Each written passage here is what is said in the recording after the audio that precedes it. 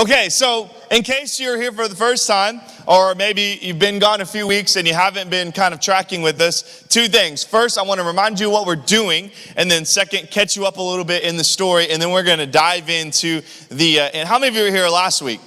Okay, you got to hear this like setup moment, and then we just stopped. It was awesome. It was so great. Hopefully you didn't read ahead. I kind of hope you did, but it doesn't really matter. Whatever happened, this is where we are right now. So first thing, we're doing this series called Baewatch, which is super weird and corny and all the above. But the idea is your Bae is your before anyone else, okay? And so the idea is we're essentially talking about relationships, but instead of just doing a topical study and going through all the random questions and how you can date better and all that stuff, we just thought, hey, this story, this love story of Ruth and Boaz is so good, and it can help us along the way learn and understand characteristics and principles about being in a relationship, in particular, stepping into a relationship. And so that's what we've been looking at, the love story of Ruth and Boaz. And one thing I've said every week, and I'll say it again, when we say you're before anyone else, we're talking about your human relationships, because God has always got to be number one, period. Okay, everybody get that?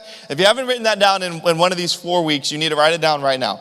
Okay, it's God above everything else. But as far as your human relationships, okay, the person that you marry will be the most intimate human relationship that you have, period. Even more so than your parents. Okay, and so it is important that we look at this carefully and strategically and biblically so that we can walk through this in a way that can be healthy and also helpful. And so the love story of Ruth and Boaz help us to do all of that. Now, a couple of just bullet points on the story so far. Okay, it's a great story. All right, this is a movie in action, and just wait till tonight. You're going to see it's so good. But anyways, we'll start at the beginning. All right, so we know there's these two people. Let me help me with some names. Okay, who are the two ladies? Who are our key females? Anybody remember? Ruth and Naomi. Okay, so Naomi is the mother-in-law of Ruth, okay? So long story short, both husbands die, okay? They're poor, they're broke, they're hungry, so they head back to Naomi's hometown, all right? And as they get there, okay, we're moving quickly, Ruth is going to head out into the field. She's going to do what we call glean. Glean is a process that God had set into the Old Testament to help those that were less fortunate, or what we would call the marginalized, to be able to still have an ability to get their own food. It was essentially like we would help those that are homeless or poor, but it was a way for them to get help, but by doing it their own work. So they would go into the fields and they would work. So she's working in the fields, and it just so happens that she lands in a field by the name of Boaz. Boaz is the owner. The owner of the field is Boaz, or the manager of the field. So there begins this encounter. Best we can tell through the scriptures, there's no real dating or love-like relationship yet. Maybe some interest, but at this point, it's been a healthy just observation from afar. Now, we move forward to last week, and all of a sudden, Naomi decides to send Ruth out on a mission, right? And if you remember, if you just read chapter 3 and don't understand it, it gets a little cray-cray, all right? And some people still don't know how to process that, but I think we walked through that carefully last week. But basically, Naomi says, Ruth, it's time. It's time to make a move, all right? Now, ladies, let me just tell you, advice in biblical times isn't always good advice right now, all right? So culturally speaking, this wouldn't be good advice. Now, biblically speaking, okay, our advice is pretty solid. But culturally, when you understand the culture, you realize it's probably not a good idea, ladies, to just roll up to some dude's house to lay under his covers and introduce yourself with it. Just don't do that, okay? So culturally, we can understand. If you weren't here last week, I apologize. You're very confused. You should definitely go back and listen to the message, because we don't have time to go over it again. But all that to be said, what has happened is Ruth has essentially made known to Boaz that she would love for him to be what we would call this kinsman redeemer. All right, now you've heard this every week, and it's because it's the most important thing, and it's going to really come to life tonight. So the kinsman redeemer was another biblical set in motion standard, and the idea was that if a man were to die and leave a wife or land, property, or family, all right, land, property, people, any form of that, then the next male in line, typically the brother, would be able to step in and to purchase all of that land and also would take in that childless widow. If it was a childless widow, would take him in as her wife. And the idea was so that the family name could continue while also the land could stay within the family. We'll come back to that in just a second. So essentially where we are is Ruth has made known, and then the end of our story last week, what happened? Boaz starts to speak to her, and we're getting excited. We're thinking this could be the moment. They're about to set this thing off, all right? It's about to get lit. Just kidding. And then Boaz says, there's someone else that would be in line for this kinsman redeemer in front of me. And now maybe if you don't understand culture, you're like, okay, whatever. But if you understand culture, you go, oh my goodness, what a bust. Because this was going to be so good. I mean, people might be talking about this years later in a place like Underground. And where we left was Boaz letting her know that we're going to have to see what happens. And so that's where we'll pick up tonight. Are you ready? Okay, chapter 4, verse 1. Hang tight. This is going to get good. All right, here we go. Chapter 4, verse 1 says this. Now, Boaz had gone up to the gate and sat down there. Let me pause just quickly. The gate would be the front of the town, and this is where all of the kind of officials would hang out. We could, in a loose sense, say this is kind of like a courthouse, okay? So remember, he was an affluent man. He had good money and had a good status, and so hanging with officials and people that were significant in the town was a normal practice for him. So he's up at the gate, and now there's a strategy here. We'll look at it in a minute. So he's up at the gate, and here's what happens. So he sits up at the gate, and he sat down, and behold, ready for this? The Redeemer of whom Boaz had spoken came by. Pause. Did you catch this? He left Ruth that morning saying, listen, you got to go and we'll see what happens. But there is somebody in line. We got to give him a chance. And then here comes this guy. All right, you catching the story? So all of a sudden, this dude shows up on the scene. So what happens? And behold, the Redeemer of whom Boaz had spoken came by. So Boaz said, turn aside, friend, sit down here. And he turned aside and he sat down. Verse 2, and he took 10 men of the elders of the city and said, sit down here. So they sat down. Okay, now just pause for a minute and think about this. All right, we're waiting to see what's going to happen. And I think if you've been tracking with the story, you're kind of hoping that this dude won't show up so Boaz can step in, marry her, and we have a wonderful love story, right? Well, here comes the dude. All right, now he doesn't know he's a problem yet, but he's a problem because he's in the way of Boaz completing our story that we are so excited about. You guys should smile a little bit more. It's okay. The Bible's good. Anyways, now I wanted to show you this because I think it's important that you really understand God's heart behind this idea of this kinsman redeemer. And so if you want to turn in your Bibles or use your light up Bibles, aka your phones, you can do this. But I want to show you two parts of this kinsman redeemer and essentially where it comes up in Scripture. This won't be on the screen. I add this kind of last minute. But first, let's look at Leviticus 25. If you want to turn there, you can, or you can just listen to me read. Leviticus 25:24 sets the standard, or the first part of this idea of the kinsman redeemer. I want you to listen to these words. These words would have been made known to all of these people, so everyone understood this. We're having to train ourselves because we're not familiar with this idea. But in this time, people were very aware of these laws, and here's what it was.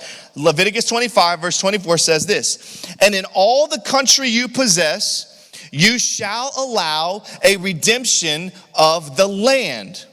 If your brother becomes poor and sells part of his property, we'll add in their death, but if he becomes poor and sells part of his property, then his nearest redeemer, okay, the male closest to him, shall come and redeem what his brother has sold. If a man has no one to redeem it, then himself becomes prosperous and finds sufficient means to redeem it. Let him calculate the years since he sold it and pay back the balance to the man to whom he sold it, and then return to his property. Okay, now why are we reading this? Because here's the thing. God created the kinsman redeemer because land and family name were so significant in biblical times. Your land was everything. And God was creating a provision for people that went through tough times or at worst lost their life to be able to keep their land and their family name intact. It was honorable to keep that in the family. So God creates this provision to help your land if something were, God forbid, to happen to you, to be able to stay and process. Then we move to Deuteronomy 25:5, I believe. Yes, 25:5, and it says this. Now this is the second wave. If brothers dwell together and one of them dies and has no son, the wife of the dead man shall not be married outside the family to a stranger. Her husband's brother shall go into her and take her as his wife and perform the duties of a husband's brother to her. And the first son whom she bears shall succeed to the name of his dead brother, that his name may not be blotted out of Israel. So God's making this secondary provision, which is about keeping the family name. The brother's name would be passed down to the son. Therefore, like mine, the herald name can continue on. All right? This was a massive deal in the scriptures. So massive that look what happens if you don't do it. This is important for our story. Verse 7, and if the man does not wish to take his brother's wife, then his brother's wife shall go up to the gate of the elders. Remember, the gate is the same gate that Boaz would be at, symbolically the same area. Go up to the gate to the elders and say, my husband's brother refuses to perpetuate his brother's name in Israel. He will not perform the duties of a husband's brother to me. Verse 8, then the elders of his city shall call to him and speak to him. And if he persists, saying, I do not wish to take her, then, listen to this, then his brother's wife shall go up to him in the presence of the elders, pull off his sandal of his foot, spit in his face. Y'all still listening? And she shall answer and say, so shall it be done to the man who does not build up his brother's house. And the name of his house shall be called in Israel, the house of him who had his sandal pulled off. And some of you are going, what in the world is happening? Listen, this is how significant, I can't tell you it without showing you how significant it was to people in the Bible that your land and your family name would continue on in the family. God also, essentially what God said through those two passages is it is honorable to take care of your family, and particularly a woman or a widow like this that was close to you. God was setting this standard to help people be able to hang on to what was most important. Do you see this? So this is the idea of the kinsman redeemer. Okay, no more history, but I needed to set the framework because it will bring our story to life when we get to the end. Are you guys still awake? All right, I'm trying to teach you to really appreciate your Bible right now. Okay, let's jump back into Ruth 4 now. We understand kinsman redeemer. Boaz sits this guy down, and let's see what happens. Verse 3, then he, Boaz, said to the redeemer, Naomi has come back from the country of Moab, is selling the parcel of land that belonged to her relative Elimelech. So I thought I would tell you of it and say, buy it in the presence of those sitting here, all these witnesses, and in the presence of the elders of my people. Listen carefully. If you will redeem it, redeem it. But if you will not, tell me that I may know, for there is no one besides you to redeem it, and I come after you. And he said, I will redeem it. Pause. This would have been a home run for this man. He walks into town, a man that he may or may not have realized who it was, probably did because Boaz knew who he was. So a distant relative invites him over. Hey, come sit over here. We got all of our officials. Y'all are the witnesses and the officials. Hey, come have a seat with me. He says, listen, Naomi, another distant relative, probably was familiar with her name. Naomi's husband passed away. She has this land. You are the next in line. You are the redeemer of the land. He says, listen, Naomi and this land are waiting for you. They are available for you. You should purchase it. You hear what he said? You should purchase it. And so this man looks at it and he's probably thinking this, what a deal. Okay, because in this moment, they're not selling it at its highest price. They're selling it pennies on the dollar.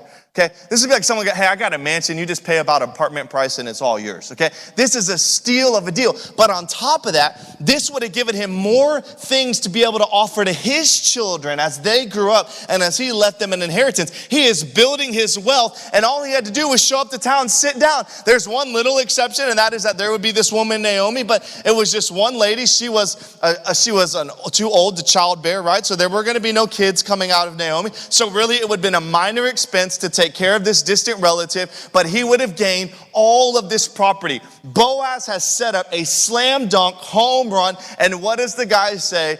Absolutely, I will take it. I will redeem it. I will buy this land. And in his mind, he's thinking, this is a home run. Now, can you imagine, y'all are going to play along with me. Let's just say you two are Ruth and Naomi. Now, we don't know, okay, but the Bible doesn't tell us if they were there in this moment. Okay, but we're going to have a little fun in the white spaces and think that they might be watching from afar. So Ruth and Naomi are back here, okay? Congratulations. It's going to be a good night. All right, so Ruth and Naomi are back here, and all of a sudden they're listening to Boaz say, hey, here's this property. It's a great deal. You're next in line. You should take it. And they're thinking, Boaz, you could have set that up a lot differently. That sounds like a home run. Why would you say that? And then what does the man say? I will do it. Sounds like a great investment. Can you imagine what they're feeling right now? It's over. We were thinking this could happen. We were hoping God would move and not let these moments happen. And yet here we go. Dumb Boaz. I guess he didn't really want us. I guess he was done with us. I guess he's moved on. Sets this up, and the guy says, I'll do it. Listen, our story's over. Do you catch this? The love story's over. It's done. But Verse 3, verse 5. Then Boaz said, I'll add this. Oh, by the way,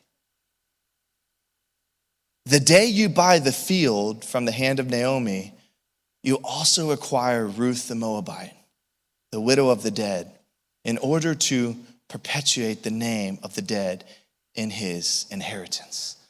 Now some of us are like, I wish you could have read a translation that was so much easier to understand.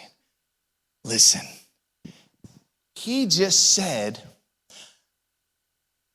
one minor detail. Forgot to let you know, nameless man. By the way, there's a point there that he wasn't named. Nameless man, you're gonna get all that, but you also get Ruth, the Moabite. Y'all remember this? What was a Moabite? A Moabite was from that godless place that God did not dwell in. They were not the people of God. In fact, they came from a line that was created out of incest. They were known as a people that no one wanted anything to do with. And so he says, hey, when you get this, you're also going to get that woman that's poor and been working in the field and comes from the line that was created out of incest, but it's going to be a deal. You got it. And then he says, oh, and by the way, she's going to be one that you'll be able to keep her family name going on through. What does that mean? You're going to need to have a kid because that was part of the stipulation we just read. You're going to need to have a boy with her so that the family name of Elimelech can move on. So it's not a big deal, just a small minor detail. You're going to need to take all the things that you own in your property and you're going to have to now divide it out through her son as well. But hey, no big deal, right? Good investment. Do you see what Boaz did? He is a genius, absolute genius. He didn't lie. He just laid it out slowly. So what's going to happen? It's kind of like when you probably never did this because y'all are all perfect kids. It's kind of like when you come home, you know you're in trouble. So you make up this like crazy story when you were a kid. Like, man, like, and this happened. Then you're like, no, Mom, I'm just kidding. I actually just got expelled for one day. And you're thinking that Mom's gonna like, oh my goodness, thank you that you didn't go thrown in jail. You just got expelled for one day, no big deal. Or hype it up and then you lower it down. I kind of think of it like that moment. None of y'all did that, so you can't relate. I get it. I did it all the time. Still didn't work, but whatever. So what's gonna happen? Let's read. I'll move faster because I'm going too slow. Verse 6. Then the Redeemer, here's the man, then he said, I cannot redeem it for myself, lest I impair my own inheritance. Take my right of redemption yourself, for I cannot redeem it. Just like that. Boom. He said, look, you know what? You and I are sitting here. You're obviously interested because we're having this conversation. This is going to mess up everything I was going to give to my kids. This is going to mess up. And of course, he's using nicer words. This is really, and sorry, they were listening in the background. This is going to mess everything up for me. Why don't we do this? Why don't you take care of it? You redeem it. You go ahead and take it, Boaz. It sounds like a great deal for you, right? You pitched it to me as a great deal. Why don't you take it for yourself?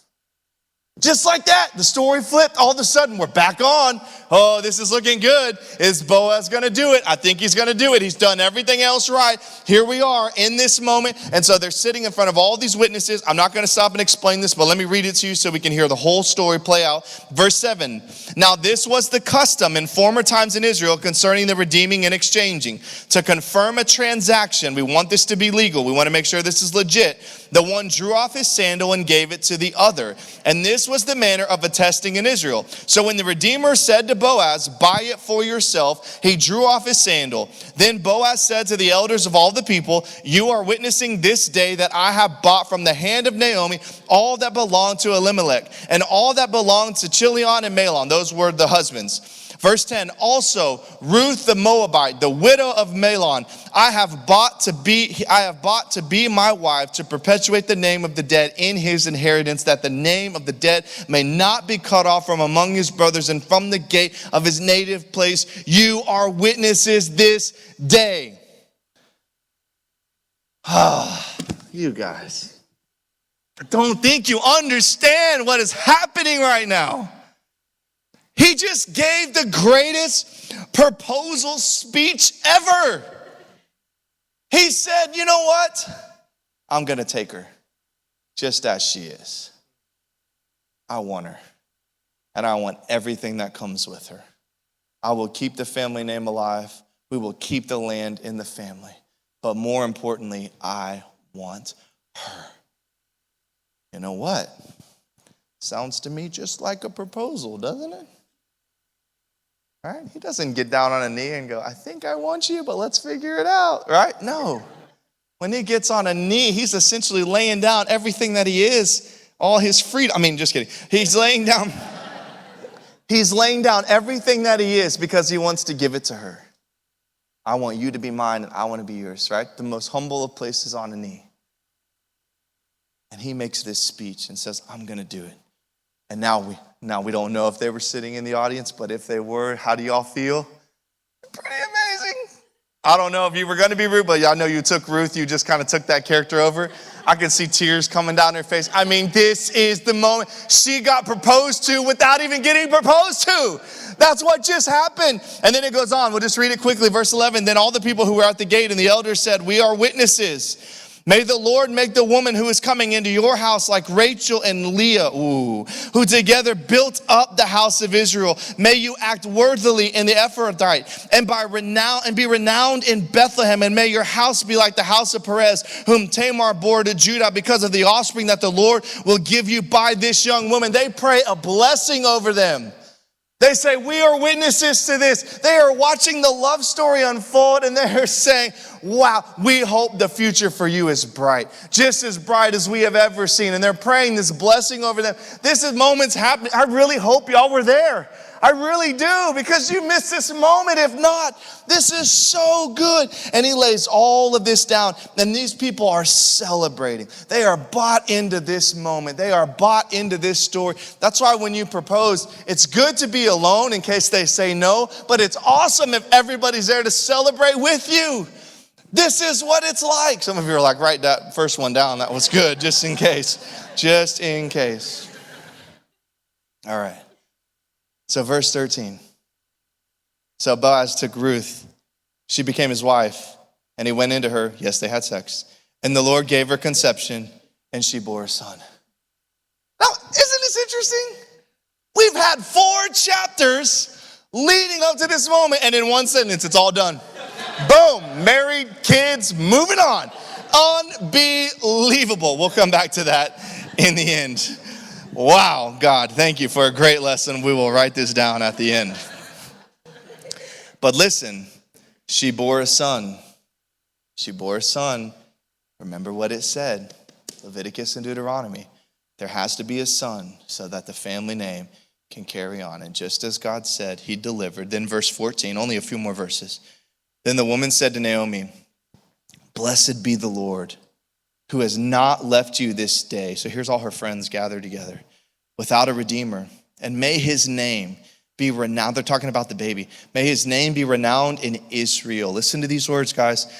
He shall be to you a restorer of life. Remember, she was bitter and angry. This child's going to be a restorer of life and a nourisher of your old age. For your daughter-in-law who loves you, who is more to you than 7 sons. You could have had 7 firstborn sons and it wouldn't have mattered. This is a special, special moment you are experiencing.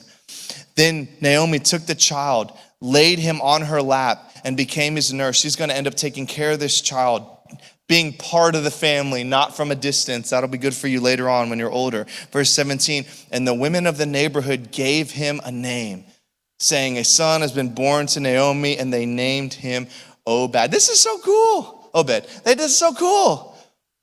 Mom didn't even name the child. Her friends did. I love this. If I'm one of the friends, right? This is awesome. And so, and here's what's happening, guys. There is this community now rallying around this couple. This is amazing. Everybody is so excited. Listen, I meant to say this at the end, but I'm just going to say it now. When you get married one day, I really hope for you that your wedding place, however big or small it is irrelevant, is packed with people that are excited you're getting married. And I can tell you, I've been a part of a lot of weddings in a lot of different ways.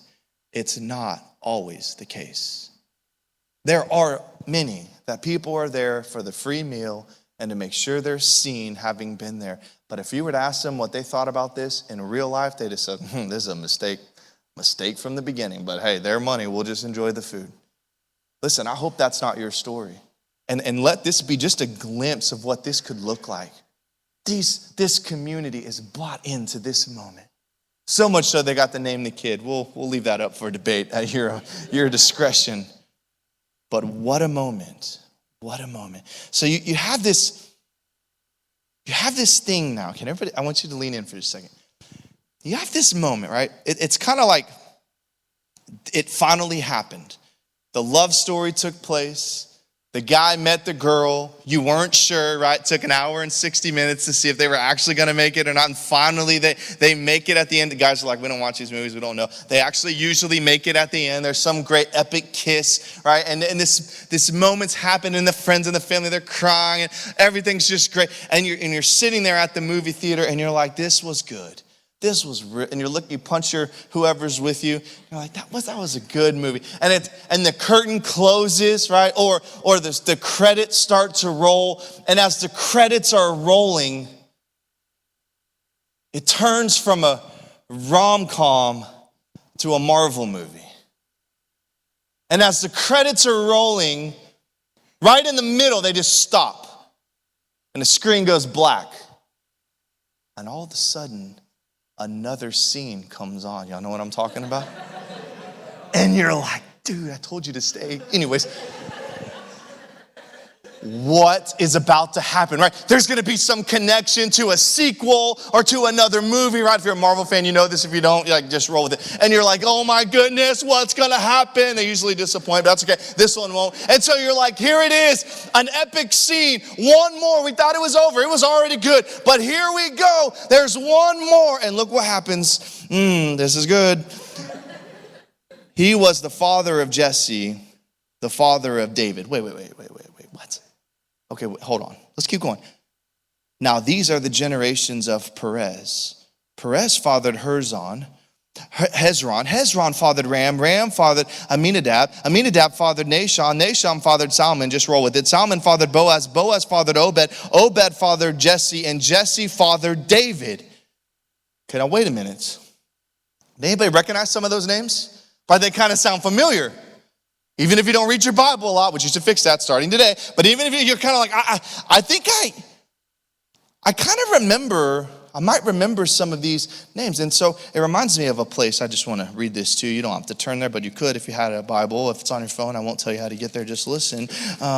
There's this book. It's a book we call Matthew. It's in the New Testament there. It's the first book, actually, in case you were wondering. And if you go into this particular place, you open up the book of Matthew and you start at the beginning, you start to read this thing, and what you see is this thing we call a genealogy, right? Which is a list of a bunch of names, and if you're in a reading plan, you're like, awesome, I get a free day because I don't have to read them because nobody cares. And you look in here and you go, okay, now wait a minute. Now if I start at the end of verse 3, it says Perez the father of Hezron, Hezron the father of Ram, Ram the father of Aminadab, and Aminadab the father of Nahshon. And you're like, this is the exact same thing we just read in the book of Ruth, but now we're in the New Testament. This is awesome. So we get to the end, verse 6, and it says, and Jesse was the father of David the king. So then we go, well, let's just see what happens. Let's just keep reading. Let's see what happens. So it keeps going. It's a little long. Just roll with me. And David was the father of Solomon. We know that name. Solomon by the wife of Uriah. That's weird. Solomon the father of if you don't know these names, you got to read them. They're so good.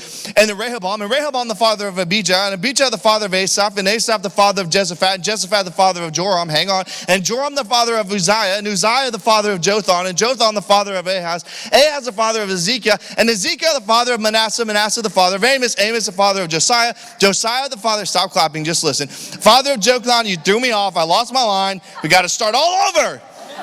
And his brothers at the time of the deportation to Babylon, almost there. And after the deportation to Babylon, Jeconiah was the father of Shealtiel. Shealtiel, the father of Zerubbabel. Oh, that was fun. And Zerubbabel, the father of Obiad. And Obiad, the father of Elikalam. Elikalam, the father of Azar. Azar, the father of Zadok. Zadok, the father of Akim. Akim, the father of Eliezer, and the father of Mathan, and Mathan, the father of Jacob, verse 16, and Jacob, the father of Joseph, the husband of Mary, whom Jesus was born, who is called the Christ.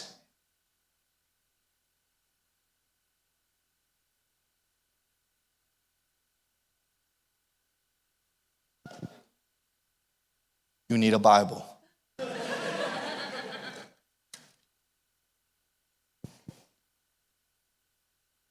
So what we were trying to say, this love story in the book of Ruth was actually not really about a love story. Or was it? It wasn't really about how to date someone. It wasn't really about godly characters in a man or a woman, though we found all of those things.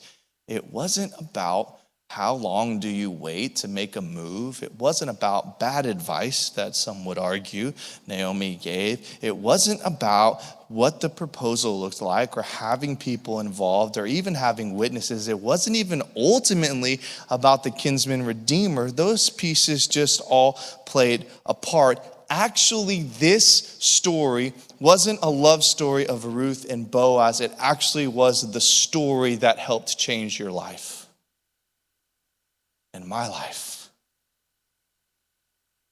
Because Boaz extended his hand to Ruth, and because they had that son that the kinsman redeemer set up, that line was able to continue. The family line was able to continue. Do you think Leviticus and Deuteronomy might have been written that time to have something to do with this? Because Boaz stepped in and took Ruth, because they had that child, and many other families came between them, that was the line that led us ultimately to the birth of our Lord and Savior, Jesus Christ, the one who's changed your life. Oh, it was a love story.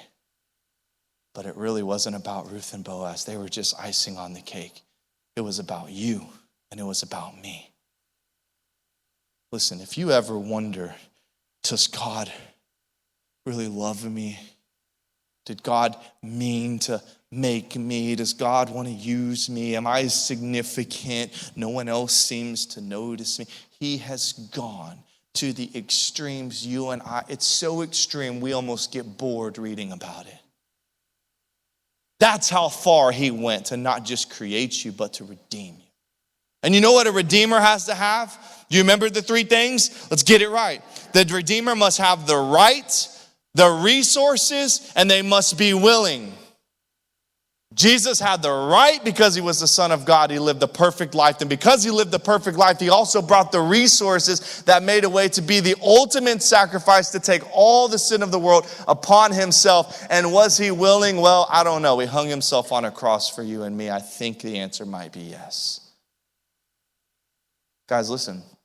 In this book that you can leave on the shelf if you want. That's your choice.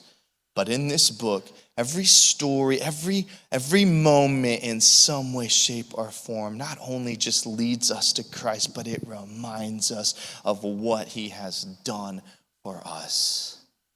You are so loved. And I don't care how your parents treat you. I don't care how your friends treat you. I don't care even how that church leader that ticked you off or made you question your faith because of how they treated you. I don't care about any of that, and neither should you. The only thing that matters is that Jesus Christ went up on that cross for you because he loves you. And God loves you so much, he made a way all the way from the beginning to link into this moment now so that you could hear and experience true redemption. So, for those of you that were like, really thought we were going to hear some relationship advice, your first advice you need to hear is that if you don't know who Jesus is and you haven't done anything with it, you don't need to be in a relationship, so you better break up now. Second advice, finding a spouse is a journey, and it requires patience and trust in God. It's a journey. Enjoy the ride. And if you do it right, you'll enjoy the ride. Sure, is there going to be some heartache along the way? Sure. Are you going to make some mistakes? Are they going to make some mistakes? Absolutely. But hey, we're going to learn from those mistakes, right? You're going to look at that guy and be like, I'll never date someone like him again. You just gained a lot of wisdom in your future relationships. Praise the Lord. Well, it only lasted a few months. Great. It could have lasted a few years and still ended. I mean, we got to remember that this thing is a process. And we've said this a few times. Some of you are not in a relationship now because you don't need to be in one. Maybe you're not ready, or maybe that person that's going to be isn't ready, or maybe God's just not ready because he's got more to do with you and he doesn't need you distracted by some bozo getting in the way. So this is a journey. It requires patience and trust in God. I also wanted to point out, just for fun, a wedding is special, but it is not the most important thing. Did you notice how long the wedding was? 4.5 chapters and then one verse. We're moving on. Our baby's already in the picture, all right? And the babies typically take 9 months, last time I checked. So let me say this to you. A wedding is very significant because it's in that moment and in that place where you'll make that covenant with that person before God. That is the most important thing that will happen at your wedding, period. You can pick the best venue in the world. You can have the best wedding party. There's still going to be trouble. But anyways, you can have the best wedding party. You can have the most beautiful scenery. You can even pay some great orator to give the message at the thing, and it'll be epic. It'll probably miss God, but that's all right. That's your problem. And you can do all of these things. You can have the best food. You can have the best dancing. Your bridal party can put on a YouTube sensation dance. You can have all of those things, but it won't change what happens when that night's over. Why? Because what we learned in Ruth is it took 4.5 chapters of development and building and preparation to be ready for that moment. And guess what? As fast as that moment came, is as fast as that moment was gone. The covenant took place and the rest was history. Why? Because listen, your marriage and your life are about two things. The first one is about you discovering who God is. We call that your singleness. Once you discover who God is, you're usually ready to step into a relationship, and that's typically when it happens. Then you'll get married. It'll feel like an eternity, but it'll only last for one night. When that wedding is over, then you start the rest of your life, and guess what? The rest of your life is going to be built on you and your spouse living in a way that honors God and continues ministry on into your friends, families, and coworkers, and then you're going to pop out a little one, or maybe a couple, and some of you need to hold on because you ain't even ready to take care of yourself yet, but when you're ready, then you start popping out those little ones. All of a sudden, you've begun to move the family line ahead, because here's the news flash. I don't know if you knew this, but your life is pretty short, and God's plan's much bigger, and what happens in you is going to move through you if you'll let it, and God's plan's going to go far beyond you because it started well before you. And when you understand that, you might be a little closer to getting married. It was about who is God in your life, how am I going to live for him, and what am I going to leave for him? That's your kids. Whoa, man, this guy's terrible. Why can't he just tell us how to find the perfect girl and be done with it? Because I want to help you with what matters most. But listen, I have a gift in this church. I work in every ministry known to man. I do. From college, singles, single parents, marrieds, I have seen it all. And if I could bring the single parents in and line them up one by one, they'd all tell you a similar story. Some are unique, but a similar story. I wish I'd heard some of this stuff before I said I do. Because I said I do before I was ready. And we paid the price. Here's the last thing. I want to help you in your marriages. Your marriage, I'm going to close my Bible so you believe me, I'm done. Your marriage is a covering. Your marriage is a covering given to you by God. Listen to this. I've been on a broken record with this little thought for a long time in a lot of different places. This is so important. When you were growing up, your parents or your guardians were your covering, right? So in a model home, okay, it's not always the case, but in a model home, mom was your nurturer and your manager and your lover. Man, she was the sensitive side, right, typically. Dad was your leader, your protector, right? Sometimes the disciplinary, sometimes both. But essentially, we see these characteristics. Listen, when you get married, you leave from under the covering of your parent and you step into your spouse. And they become your covering and you become theirs. So men, you become the leaders and the protectors of your wife because they have left their parents behind. That's what Genesis told them to do. Leave your father and mother and cleave to your spouse. And ladies, you are now the lovers, the nurturers, the managers, because guys can't handle very much. You are all of these things, and you do this for each other. This is God's design. And so this is why we can't just look for the next hottest one to come across that maybe makes a little bit of money. I think we can make this work. We'll make beautiful kids. You have totally missed it. You got to ask yourself the question, am I ready to be the covering of my spouse? Because in God's economy, in this world, in human sense, if I fail the covering, my spouse is left unprotected.